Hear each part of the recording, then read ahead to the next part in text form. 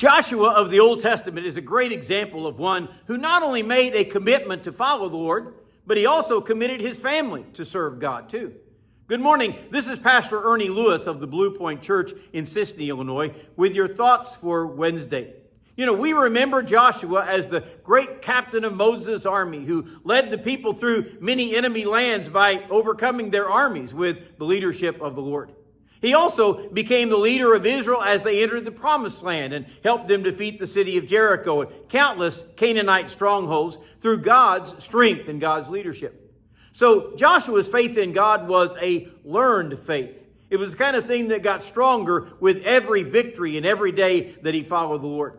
He was also a good spy way back there in the day whenever he encouraged Israel to enter into the promised land, but they were too fearful, and because of that, they refused and wandered some 40 years in the wilderness while that whole generation died off.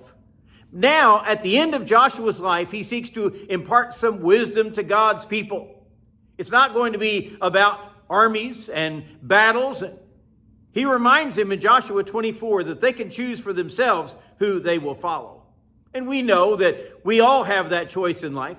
But he encourages them to put away the gods they served on the other side of the Jordan, or even those that they worshiped in Egypt.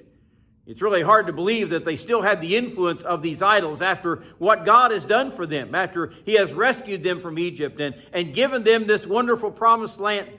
But in the midst of giving them the choice for their lives, he makes this statement: if it seems evil to you to serve the Lord, choose for yourselves this day whom you will serve, whether the gods which your fathers served on the other side of the river, or the gods of the Amorites in whose land you dwell. But as for me and my house, we will serve the Lord. We all have choices that we make on a daily basis, and some of them have some pretty dangerous consequences. Joshua is saying here, I won't be around to remind you to serve the true and living God, so you need to make a choice. You need to make a commitment and stick with it all your lives. Then he makes this definitive statement, but as for me and my house, we will serve the Lord.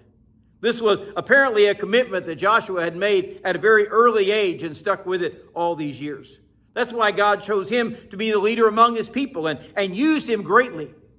But this second statement is very important for us to notice also.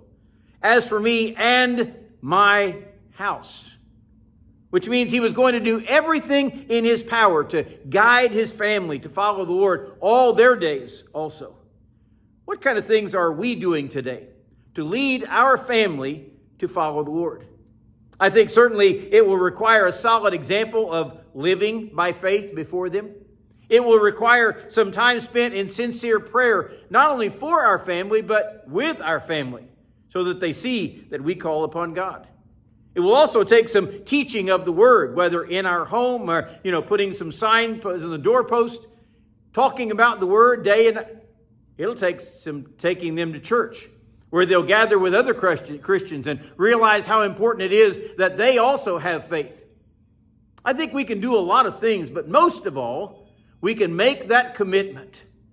As for me and my house, we will serve the Lord and stick with it.